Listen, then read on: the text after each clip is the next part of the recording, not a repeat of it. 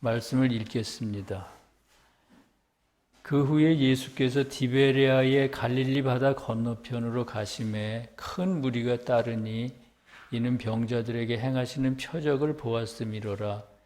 예수께서 산에 오르사 제자들과 함께 거기 앉으시니 마침 유대인의 명절인 유월절이 가까운지라. 예수께서 눈을 들어 큰 무리가 자기에게로 오는 것을 보시고 빌립에게 이르시되 우리가 어디서 떡을 사서 이 사람들을 먹이겠느냐 하시니 이렇게 말씀하시면 친히 어떻게 하실지를 아시고 빌립을 시험하고자 하심이라.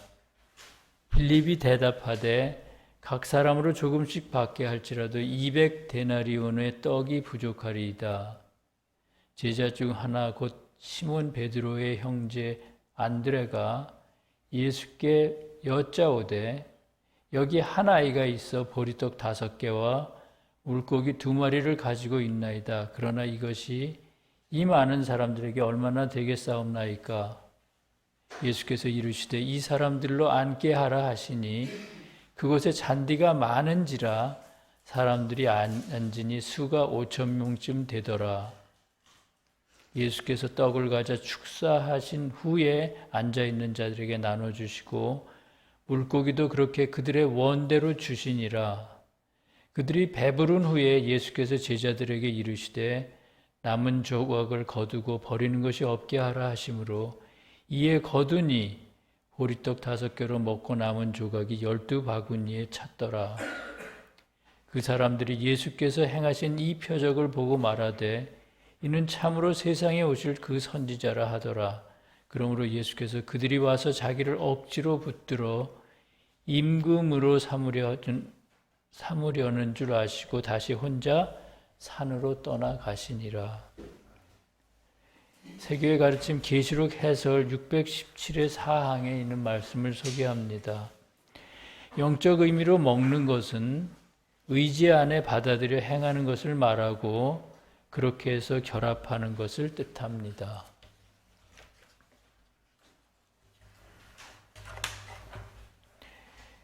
주님께서 갈릴리 건너편에 디베리아라는 도시로 가셨습니다. 디베리아는 주님 당시 갈릴리의 분봉왕이었던 헤롯 안티푸스가 갈릴리 바다 연안에 건설한 도시입니다. 로마 황제 티베리우스에게 헌정한 도시라고 해서 티베리아스라고 불리기도 하고 그거를 우리 한글 성경에서는 디베리아라고 부릅니다. 아시는 것처럼 갈릴리의 속뜻은 이방인을 뜻합니다. 그러므로 본문에 주님께서 갈릴리의 디베리아로 가셨다는 것은 그 교회 밖에 이방인들에게 복음을 전하시는 걸 의미합니다. 주님 당시나 지금이나 교회 밖의 사람들 중에는 자기 종교의 가르침에 따라 이웃을 사랑하는 사람들이 많이 있었습니다. 어떤 면에서 그들은 교회 안의 사람들보다 오히려 주님에 대해 우호적이었습니다. 왜냐하면 주님의 가르침의 본질이 바로 그들이 실천하고 있는 이웃사랑이었기 때문이죠. 그런 까닭인지 이방인들 중에는 주님을 따르는 사람들이 많았고요. 주님께서도 그들을 사랑하셨습니다. 오늘 본문의 말씀은 주님께서 갈릴리의 디베리아를 방문하셔 보리떡 5개와 물고기 2마리를 가지고 5,000명의 군중들을 먹이셨다는 그런 내용의 이야기입니다. 그 놀라운 기적이 어떻게 이루어졌는지 지금부터 한번 살펴보겠습니다. 먼저 본문 5절에서 7절까지의 말씀은 이렇습니다. 예수께서 눈을 들어 큰 무리가 자기에게로 오는 것을 보시고 빌립에게 이르시되 우리가 어디서 떡을 사서 이 사람들을 먹이겠느냐 하시니 이렇게 말씀하시면 친히 어떻게 하실지를 아시고 빌립을 시험하고자 하심이라. 빌립이 대답하되 각 사람으로 조금씩 받게 할지라도 200데나리온의 떡이 부족하리이다. 이렇게 말합니다. 주님께서 눈을 들어 보시니 많은 무리가 주님께로 오고 있었습니다. 말씀에서 눈을 들어 본다는 것은 내적으로 본다는 뜻입니다. 다시 말하면 육신의 눈이 아니라 영적인 눈으로 본다는 것입니다. 그렇다면 영적인 눈으로 주님께서 보실 때 주님께로 오는 무리는 누구였을까요? 그들은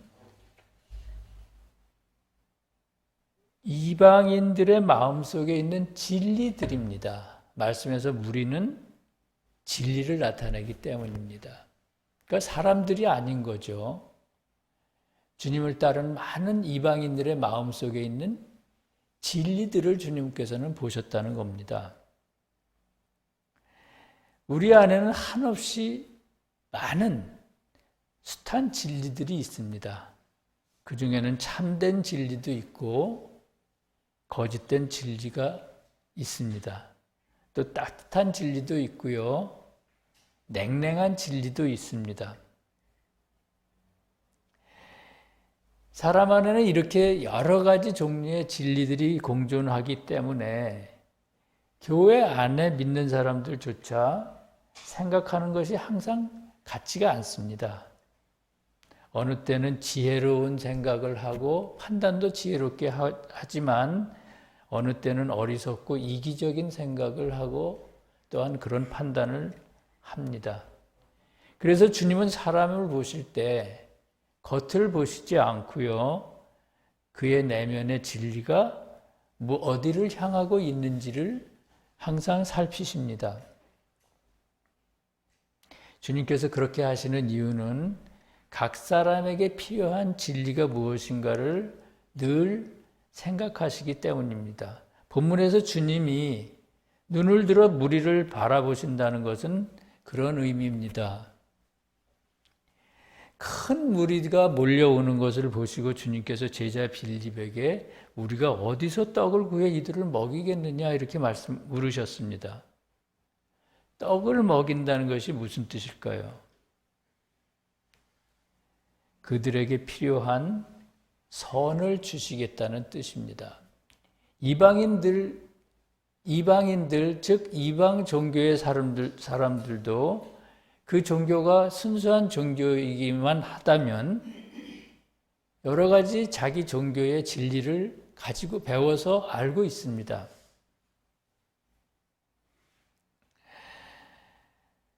물론 그들에게 하나님의 말씀은 없어서 그 말씀으로부터 나오는 진정한 진리를 가지고 있는 것은 아닐 것입니다. 물론 이방 종교의 진리도 다 하나님으로부터 온 것입니다. 그러나 교회 안의 진리가 하나님으로부터 보다 가깝게 받아들이는 진리라면 이방 종교의 진리는 더 거리가 먼 것입니다. 그래서 순수한 마음을 가지고 있는 사람들이라면 교회 안에서 주님이 주시는 말씀의 진리를 배워야 합니다. 그래야 보다 더 순수하고 진정한 진리를 가질 수가 있는 것입니다. 지금 주님 앞에 모인 사람들은 대부분 이방인들이었습니다. 그들에게도 진리가 있었는데 좀 전에 말씀드린 것처럼 진정한 진리는 아니었습니다. 그래서 주님께서는 그 진리의 생명을 불어넣기 위해서 지금 선을 주시려고 하시는데 그것이 바로 떡을 주시겠다는 말씀의 의미입니다. 말씀에서 떡은 선을 나타내기 때문이고요. 또 그것을 먹는다는 것은 주님이 주시는 선을 의지 안에 받아들여서 행동으로 옮기는 것이고 그렇게 해서 자신의 영적인 생명으로 만드는 것이기 때문입니다. 우리는 그런 식으로 매일같이 주님으로부터 생명을 받아들여야 합니다. 그 생명이라는 것은 이성에 관한 생명이고요. 그거는 진리겠죠. 그 다음에 의지에 관한 생명인데 그것은 사랑 또는 인애를 실천할 수 있는 능력입니다. 주님께서는 그 중에서 특히 지금 인애를 실천할 수 있는 능력을 주시겠다고 하는 것입니다.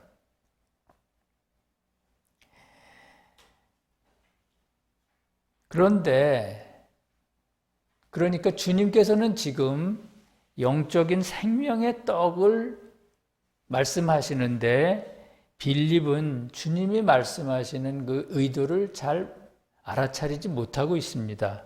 그래서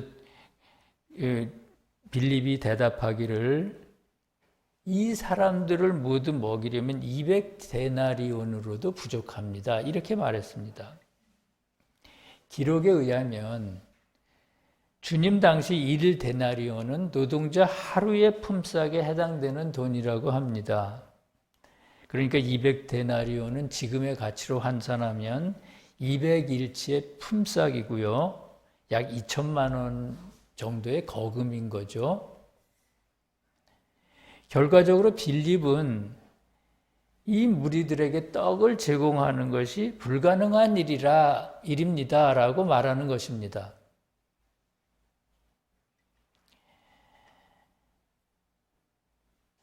빌립의 대답을 통해서 우리는 그의 진리가 아직 세상적인 수준에 머물러 있음을 알 수가 있습니다. 영적으로 생각하는 것이 아니라 주님의 말씀을 세상적으로 받아들이는 겁니다. 주님은 그걸 모르실 리가 있겠습니까? 이미 아시고 계십니다. 그럼에도 불구하고 빌립에게 물어보신 것은 세상적인 수준에 머물러 있는 그의 진리를 더 높은 등차로 끌어올리시기 위해서입니다. 그래서 말씀에는 주님께서 빌립을 시험하셨다고 했습니다. 주님께서는 가끔 그런 식으로 우리를 시험하십니다. 그래서 우리 내면에 있는 진리의 상태를 스스로 돌아보도록 만드십니다. 그것이 주님께서 빌립을 시험하시는 방식인 것입니다. 빌립의 말을 듣고 있던 베드로의 형제 안드레가 9절에서 조심스럽게 주님께 여쭙니다. 여기 한 아이가 있습니다. 그 아이가 보리떡 5개와 물고기 2마리를 가지고 있는데 그러나 이것이 이 많은 사람에게 얼마나 되겠습니까? 이걸 가지고 이 많은 사람들에게 나눠주면은 어떻게 얼마나 나눠줄 수가 있겠습니까? 이런 얘기였겠죠. 안드레의 말 역시 많은 무리를 먹이는 것이 사실상 불가능합니다. 라는 거 얘기하는 것입니다. 빌립이나 안드레는 그동안 주님 곁에서 많은 기적을 목격했습니다. 직접요. 그런데도 그들은 아직 주님을 잘 믿지 못하는 것 같습니다. 언젠가 빌립이 그랬죠. 최후의 만찬에서요. 주님, 내게 아버지를 보여주십시오. 주님께서는 수없이 아버지가 내 안에 계시고 내가 아버지 안에 계시다고 말씀을 하셨고 인간의 능력이 아니라 신성의 능력으로 기적을 많이 행하셨습니다. 그런데 빌립은 그때까지도 주님이 하나님이시라는 사실을 전혀 인식하지 못하고 있었습니다. 우리도 아마 그럴지 모르죠. 매일같이 우리는 주님의 기적을 경험하고 있습니다. 사실은 우리 힘으로 사는 것 같아도 우리가 병들었다가 회복되는 것도 우리가 굶지 않고 사는 것도 우리가 교회에 나와서 말씀을 배우는 것도 말씀에 따라서 조금씩 성격이 변하는 것도 말로 할 수 없는 기적입니다. 우리가 우크라이나의 사람들보다 더 인품이 훌륭합니까? 주님 앞에 더 정직했을까요? 그렇지 않지 않습니까? 우리가 누리는 것들이 모두 기적입니다. 그런데 우리는 아주 작은 문제만, 생활의 문제만 생겨도 그동안에 일어났던 주님의 기적을 모두 잊어버립니다. 그리고 주님께 구하지 않고요. 그 시련에 그냥 받아들이고 그 시련을 이길 힘을 주님께 구하지 않고 자기가 여러 가지 생각을 하고 궁리를 하고 그리고 실망하고 스스로 낙심합니다. 어쩌면 안드레나 빌립이나 그런 사람들이었을지도 모릅니다.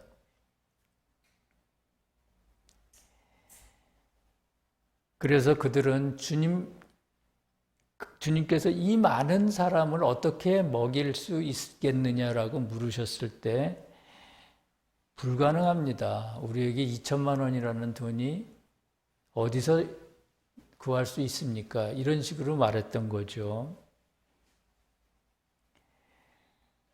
그런데 우리가 주목해야 될 것은 안드레의 입에서 보리떡 5개와 물고기 2마리에 대한 얘기가 나왔다는 겁니다. 안드레 스스로 말한 것 같지만 사실은 주님께서 안드레의 입을 통해서 그 말을 하게 만드신 것입니다. 보리떡 5개와 물고기 2마리로 상징되는 게 뭘까요? 그것은 주님으로부터 영적인 양식을 받기 위해서 필요한 최소한의 마중물 같은 것이라고 이해할 수가 있습니다. 마중물 아시죠? 시골에서 펌프질을 할 때 거기다 물을 조금 넣어야지 밑에 있는 물을 빨아들일 수가 있지 않습니까? 주님께서 우리에게 무엇을 주시려고 할 때, 영적인 양식을 주시려고 할 때 우리에게 최소한의 마중물이 있어야 되는데 그 마중물이 바로 보리떡 5덩어리와 물고기 2마리로 상징되는 것입니다. 보리떡 5개는 선을 의미하는데 주님께서 우리에게 아주 어릴 때 남겨주신 그런 선입니다. 진리를 사랑하고 주님을 사랑하고 이웃을 사랑하는 그런 선이죠. 모든 사람들이 그런 걸 가지고 태어납니다. 가지고 태어난다기보단 태어난 다음에 주님께서 그거를 아주 순진한 어린아이들 상태일 때 그거를 우리에게 몰래 넣어주시는 겁니다. 그것은 우리가 자라면서 잘못된 삶을 살 때 남은 자는 점점 줄어든다고 합니다. 그리고 우리가 자기의 판단으로 올바른 삶을 살기 시작할 때 남은 자는 또 조금씩 늘어난다고 하죠. 그래서 모든 사람들의 마음속에는 우리가 모르는 사이에 아주 작은 남은 자라고 하는 선이 있고요. 그 선의 힘으로 우리는 주님을 만날 수 있고 주님의 말씀을 옳다고 여기고 믿음으로 만들 수가 있는 겁니다.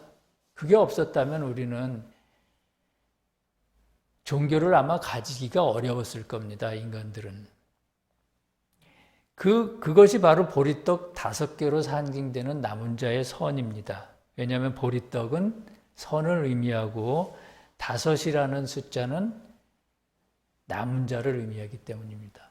말씀에서 10이라는 숫자와 5라는 숫자는 모두 남은 자를 뜻합니다. 아마 5라는 숫자가 10이라는 숫자의 절반이기 때문에 그런 것 같습니다.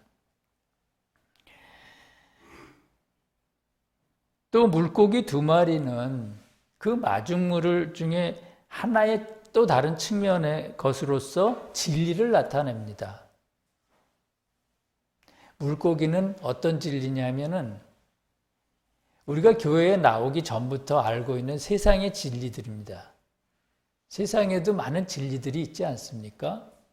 영적인 진리는 아니고 자연적인 진리이기는 하나, 그러나 그것들이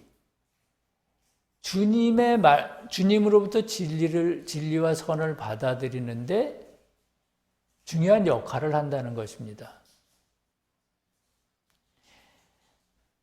근데 여기서 두 마리라고 한 것은 그 진리가 그냥 지식으로 우리가 가지고 있는 진리가 아니고요.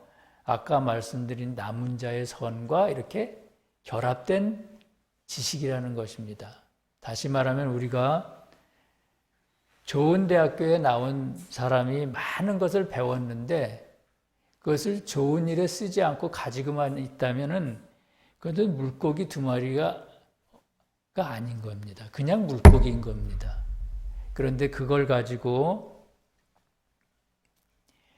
많은 사람을 유익하게 하는 반도체도 만들고 그걸 가지고 아픈 환자도 정성껏 치료하는 데 사용하고 그렇다면 그에게는 물고기 두 마리가 준비되어 있는 것이죠. 주님께서는 우리가 주님으로부터 무언가를 받기 위해서는 이러한 두 가지 마중물이 필요하다고 지금 안드레의 입을 통해서 말씀하고 계시는 것입니다. 첫째는 남은 자의 선을 잃어버리지 말아야 된다는 것이고요. 두 번째는 세상의 지식들, 또 책에서 본 여러 가지 바른 지식들, 진리들이죠. 그런 것들을 가지고만 있지 않고 어떻게 해서든지 자신의 생활 속에서 이 사회에 유익한 일을 위해서 사용했던 그런 사람들에게 있는 그 지식들, 그런 것들이 주님으로부터 영적 양식을 받는데 필요한 최소한의 조건이라고 말씀하고 계시는 겁니다.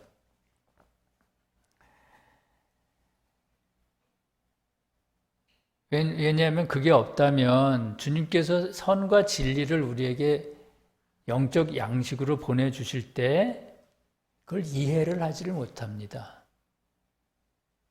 진리의 말씀을 이해하지를 못합니다. 왜냐하면 우리가 비록 세상의 지식이라도 그걸 유익하게, 자기 자신의 이기적인 목적이 아니라 유익하게 사용한 사람은 주님께서 진리의 말씀을 주실 때 그것을 이해할 수 있는 눈이 생기고요. 그렇지 않으면 눈이 어둡기 때문이죠. 또 그 말씀을 사랑하고 실천할 수가 없습니다. 남은 자의 선이 없다면. 그래서 주님께서는 그 두 가지가 있어야 내가 너에게 영적 양식을 줄 때 받아 먹을 수가 있다고 하시는 겁니다. 그래서 주님은 안드레의 입을 통해 보리떡 5개와 물고기 2마리를 얘기하도록 하셨습니다. 안드레의 말을 들으시고 주님께서 말씀하십니다. 이 사람들로 앉게 하라. 그곳에 잔디가 많은지라 사람들이 앉으니 수가 5,000명쯤 되었더라. 예수께서 떡을 가져 축사하신 후에 앉아있는 자들에게 나눠주시고 물고기도 그렇게 그들의 원대로 주시니라. 주님께서 잔디 위에 사람들을 앉히셨는데 그 수가 5,000명쯤 됐다고 합니다. 잔디가 뭘까요? 잔디의 속뜻은 가장 등차가 낮은 진리의 지식을 뜻합니다. 그러니까 지금 주님을 따르는 이방인들에게 있는 여러 가지 진리의 지식들인 거죠. 세상의 지식도 있을 테고 자기 종교에서 배운 진리의 지식도 있을 테고요. 진리를 보통 말씀에서는 풀이나 나무로 이렇게 표현을 하는데 잔디는 땅바닥에 이렇게 기어다니는 그런 식물 풀 아닙니까? 그래서 그런지 여기서는 등차가 가장 낮은 진리라고 합니다. 그 이방인들의 마음속에 이런 진리들이 지금 있는 것이죠. 그러면 5천 명은 뭘까요? 그거 역시 우리 속에 있는 남은 자입니다. 아까 말씀을 드렸죠. 5라는 숫자는 남은 자를 뜻한다고요. 5천 명은 그 5의 1000배 되는 거니까 똑같이 남은 자를 뜻하는데 여기서는 남은 자가 많이 있다는 겁니다. 우리 한 사람 안에 남은 자가 많이 있다는 것이 아니고요. 남은 자가 마음속에 가진 사람이 그렇게 이방인들 중에 많이 있었다는 뜻입니다. 따라서 5천 명이 잔디 위에 앉았다는 것은 주님으로부터 선과 진리를 받기 위한 최소한의 조건인 남은 자의 선과 진리의 지식을 가진 사람들이 그렇게 많이 있었다는 겁니다. 주님께 나온 사람들 중에 그렇게 남은 자의 선과 진리의 지식이 준비되어 있을 때 비로소 주님께서 그들이 원하는 만큼의 물고기와 보리떡을 주실 수가 있었습니다. 원하는 만큼 주셨다는 것은 어떤 의미일까요? 각자가 받아들이는 수준에 따라서 충분히 주셨다는 뜻입니다. 어떤 사람에게는 말씀을 그들의 이해력에 맞게 쉽게 전해 주신 거고요. 어떤 사람에게는 말씀의 진리를 좀 더 어렵더라도 받아들일 수가 있는 사람에게는 그렇게 전해 주셨다는 겁니다. 다음 12절과 13절에서는 그들이 배불리 먹은 후에 예수께서 제자들에게 이르시되 남은 조각을 거두고 버리는 것이 없게 하라 하심으로 이에 거두니 보리떡 5개로 먹고 남은 조각이 12바구니에 찼더라 이렇게 말합니다. 배불리 먹었다는 것은 거기 모인 사람들이 주님이 주시는 것을 잘 받아들여 실천했다는 것이고요. 그렇게 해서 그 진리와 선을 자신의 생명으로 만들었다는 것입니다. 아까도 말씀을 드렸죠. 사람의 생명이라는 것이 진리이며 그리고 사랑이라는 것이 사랑이라고 그렇게 말씀을 드렸는데 주님이 주신 것을 잃어버리지 않고 이렇게 다 실천했다는 말입니다.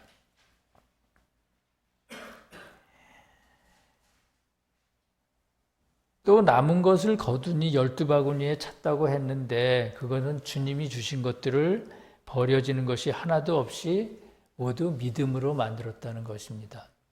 우리가 주님께서 어떤 것을 주실 때 그것을 바로바로 실천하지는 못합니다. 어떤 것은 실천하는데 실천할 때마다 우리의 생명이 바뀝니다. 생명이 바뀐다는 것을 쉽게 얘기하면 인격이 바뀐다는 거죠. 또 실천하지 못하는 것은 그럼 어떻게 될까요? 다음에는 실천할 수 있게끔 우리 마음속에 잘 보관합니다.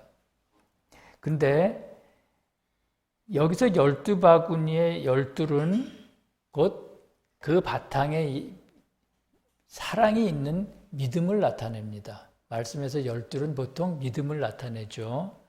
그래서 주님의 제자도 12명이었던 겁니다. 똑같이 진리를 배우더라도 어떤 사람은 진리를 선택적으로 받아들입니다. 그러니까 주님께서 주시는 것을 자기가 마음에 안 든다거나 이해가 안 된다고 해서 버리고요. 또 어떤 사람은 온전히 다 받아들이고요. 지금은 이해가 되지 않지만 언젠가는 주님께서 이해시켜 주실 것이라는 그런 믿음을 갖고 받아들입니다. 그와 같이 어떤 사람은 진리를 선택적으로 받아들이는가 하면 어떤 사람들은 온전히 받아들입니다. 그렇게 온전히 받아들이는 것이 바로 버리는 것이 하나도 없이 자신의 믿음으로 만드는 사람입니다. 그리고 그것이 오늘 말씀에서는 남은 음식을 버려지는 것이 없이 12바구니에 가득 찼다는 겁니다. 사랑하는 성도 여러분, 오늘 말씀을 배우면서 느끼는 건 주님께서는 교회 안의 사람들뿐만 아니라 교회 밖의 사람들도 똑같이 사랑하시며 각자의 믿음과 사랑의 등차에 따라 영적인 양식을 끊임없이 우리에게 공급하신다는 겁니다. 그러므로 교회 안에 있다고 해서 우월감을 가질 것도 아니고요. 교회 밖의 사람이라고 업신여김을 받을 것도 아닙니다. 중요한 것은 누구나 자신의 자리에서 항상 더 높은 곳을 바라보며 진리를 아는 만큼 실천하는 것입니다. 그렇게 할 때 주님께서는 우리의 믿음을 지식의 차원에서 진리의 차원으로 끌어올려 주시고요. 진리의 차원으로부터 다시 사랑의 차원으로 끌어올려 주십니다. 한 가지 더 알아야 할 것은 주님과 늘 소통하기 위해서는 남은 자의 선을 잃어버리지 말아야 한다는 겁니다. 또 말씀을 읽으면서 항상 진리의 지식을 습득해야 한다는 것입니다. 그러기 위해서는 어떻게 해야 할까요? 병자가 몸에 해로운 습관을 버리는 것처럼 신앙인으로서 좋지 않은 습관을 버리고 항상 좋은 습관을 몸에 붙이도록 노력해야 합니다. 주님의 그런 은혜가 서울세교의 모든 성도들과 이 진리를 사랑하는 모든 이웃과 함께 하시기를 간절히 기도합니다. 그런즉 너희는 먼저 그의 나라와 그의 의를 구하라. 그리하면 이 모든 것을 너희에게 더하시리라. 아멘. 함께 기도하시겠습니다. 사랑과 자비의 주님, 지난 한 주일도 주님의 도우심으로 어려움 없이 지냄을 감사드립니다. 생각해보면 저희가 누리는 모든 것이 주님이 주신 것입니다.